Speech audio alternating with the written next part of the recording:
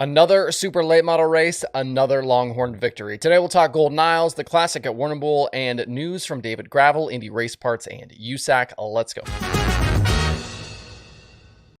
It's Friday, January 27th. I'm Justin Fiedler. This is Dirt Tracker Daily.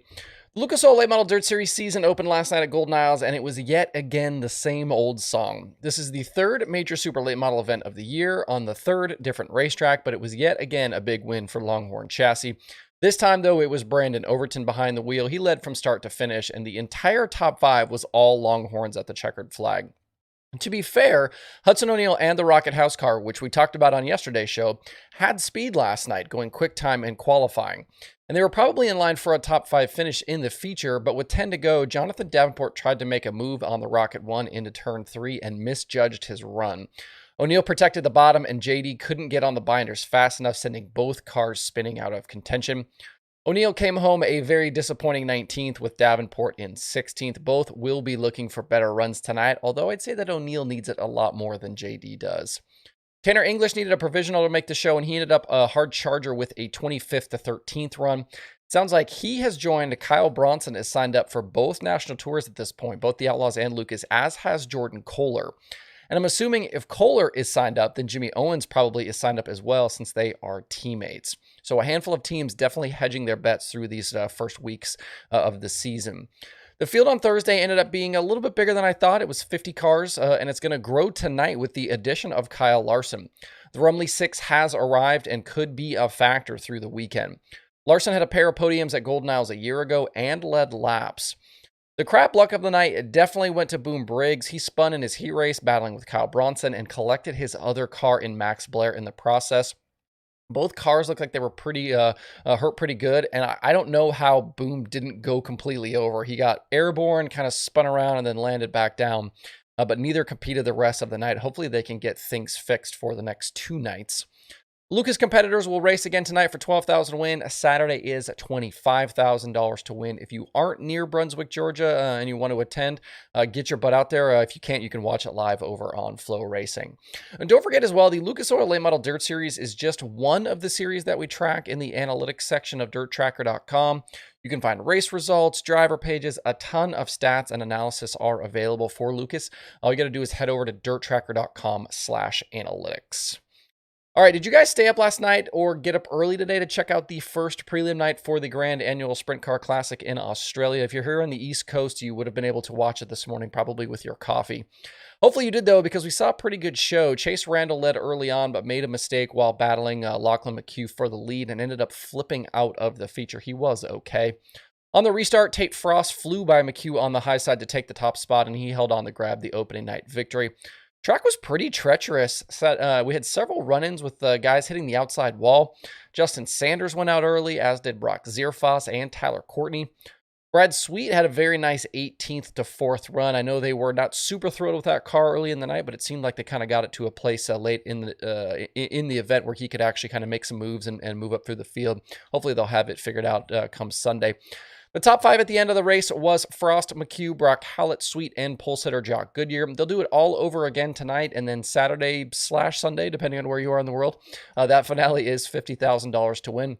You can watch the action live on both Clay Per View and Dirt Vision. And before we move on to some news items, don't sleep on the USCS 360 sprint cars at Volusia tonight and tomorrow. That field is pretty damn good.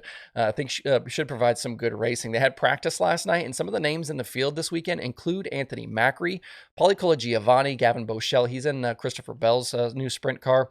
Davey Franek is there, Chris Martin, Brenham Crouch, Devin Borden, Jordan Mallett, Ricky Stenhouse Jr. as towed down, Dylan Westbrook as well. It definitely feels like some teams were just itching to get out of the shop and come to Florida to get some racing in. Volusia will happily take your grandstand or pit pass money if you want to head out there, but this one is live on Dirt Vision both nights if you are not nearby to watch. Well, we continue to see some series commitments roll in for winged sprint car teams, and I've got a pair of announcements for you. First, the Indy Race Parts 71 and Corey Eliason. He'll be back behind the wheel of that car in 2023. They're going to chase the high limit money this year. Bernie tweeted out the news yesterday, and Eliason joins now Danny Dietrich, Brent Marks, Justin Peck, Kyle Larson, Rico Abreu, and Buddy Kofoid as officially declared for the new midweek series. The first points race for high limit, though, isn't until April 11th, so there's still a lot of time for teams to make decisions. Also, Big Game Motorsports and David Gravel will be back with the World of Outlaws this season. Their team shared their plans on social media just today, along with a refreshed Blackbeard paint scheme for 2023.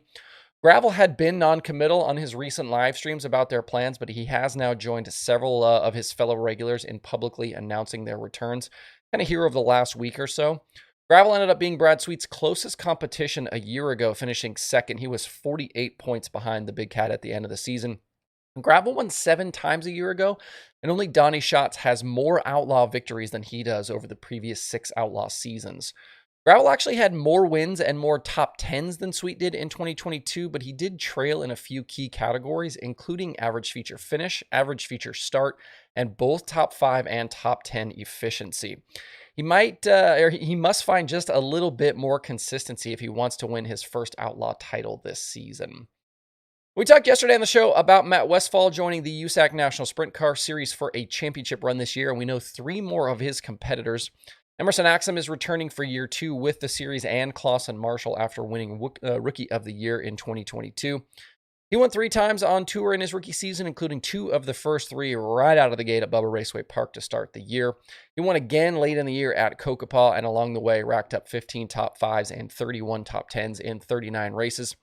He'll be looking to improve upon his 5th place position in the final standings. Also back is Jake Swanson with Team AZ Racing. He did not run the full schedule a year ago, but did get a win at Kokopah and had 19 top 10s in 32 starts. He was also on the podium 5 times in his last 7 races to end 2022. And if he can come out hot like that to start the year, he could be a serious contender. And then just today, Logan Seavey finished out his full slate of USAC racing for this coming year by adding a full sprint car run with Scott Bennick and the 2B racing operation. That team had recently parted with driver Anton Hernandez, and Seavey now has full-time deals in all 3 of USAC's top divisions. Seavey finished 6th in the final standings with the Sprint Car Series a year ago, ending up with 2 wins, 11 top 5s, and 22 top 10s. See the USAC Sprint Cars for the first time this year at Volusia here in a couple of weeks. Before we close that out for the weekend, thanks to Chad and Philip for jumping on as new channel members this week. We're now up to 36 channel members. That is really cool. You can check out the membership program at youtube.com/dirttracker/join, or you can click the link below or hit any of the join buttons on the videos or youtube.com/dirttracker. For $2.99 a month, you get special members only badges and emojis. You get included on the show outro. You also get 10% off Dirt Tracker merch always, plus a free sticker for signing up. It's actually sort of a way to get a decal for cheap. I sell the decals for $5, but you could sign up for a membership for just a month and get one for $3. Anyways, thanks to everybody that has joined up.